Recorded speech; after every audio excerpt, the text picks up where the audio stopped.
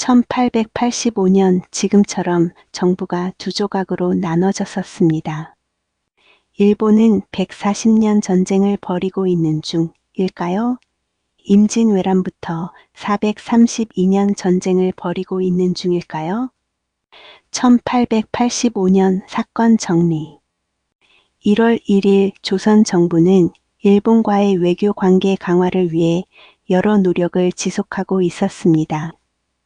일본과의 관계를 통해 개화를 추진하고자 했으나 이는 일본의 군사적 압박을 심화시키는 결과로 이어졌습니다.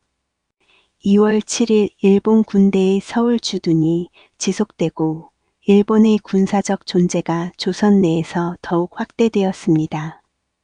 일본은 조선 내 일본인의 보호를 명분으로 군대를 주둔시키고 이를 통해 정치적 영향력을 강화하고 있었습니다.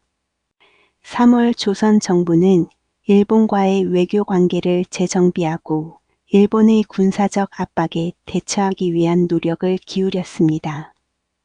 이 시기는 조선 정부가 외부 세력에 대한 의존성을 느끼고 조정하려고 했던 시점입니다. 4월 조선 내에서 반일 감정이 더욱 고조되며 개혁을 지지하는 세력 개화파과 이를 반대하는 보수 세력 간의 갈등이 심화되었습니다. 이때 중국 북부에 위치한 항구 도시, 일본과 청나라 간의 외교적 교섭과 군사적 갈등의 중요한 무대 중 하나로 알려져 있는 텐진에서 한 조약이 성사됩니다. 텐진 조약. 텐진에서의 조약 체결은 일본과 청나라가 조선의 정치적 상황을 둘러싼 갈등을 해결하려는 노력의 일환으로 조선의 자주성을 일정 부분 인정받는 계기가 되었습니다. 5월 23일 일본 군대는 조선 내에서의 군사적 작전을 강화하며 조선의 내정에 대한 간섭을 지속하였습니다. 이러한 간섭은 조선 정부의 자율성을 심각하게 해치는 요소로 작용하였습니다.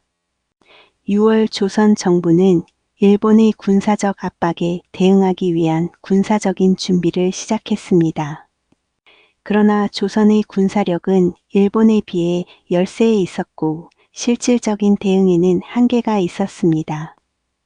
7월 9일 일본과 조선 간의 긴장이 높아지며 조선 내부에서의 반일 감정이 더욱 심화되었습니다. 조선 민중은 일본의 간섭에 대한 불만을 표출하며 저항의 기운이 커졌습니다. 8월 15일 일본 군대는 조선의 내정에 대한 간섭을 더욱 강화하고 이를 통해 일본의 영향력을 더욱 확대하고자 하였습니다. 이와 함께 일본은 조선의 정치적 상황을 더욱 통제하려는 노력을 기울였습니다. 9월 22일 일본의 군사적 개입과 조선 정부의 무능력함이 결합되면서 조선 내에서는 국왕과 정부에 대한 불만이 드러나기 시작했습니다. 민중은 정부의 무능을 비판하며 저항의 목소리를 높였습니다. 10월 18일 일본의 군대가 조선의 정치적 상황을 더욱 통제하게 되면서 조선 정부의 자율성이 심각하게 침해받고 있음을 보여주었습니다. 이는 조선 내에서의 정치적 불안정을 더욱 심화시켰습니다. 11월 조선 정부 내에서 일본의 간섭을 반대하는 세력의 저항이 시작되었습니다. 이 시기 개화파 세력과 보수 세력 간의 갈등이 격화되면서 일본의 군사적 압박에 대한 저항이 조직되기 시작했습니다. 12월 4일 일본의 간섭에 대한 저항이 극대화되며 결국 12월 중순에 갑신정변이 발발하게 됩니다. 갑신정변은 개화파가 일본의 지원을 받아 조선 정부를 전복하고 개혁을 단행하려는 시도로 일본과 청나라의 군사적 개입을 초래하는 중요한 사건이었습니다.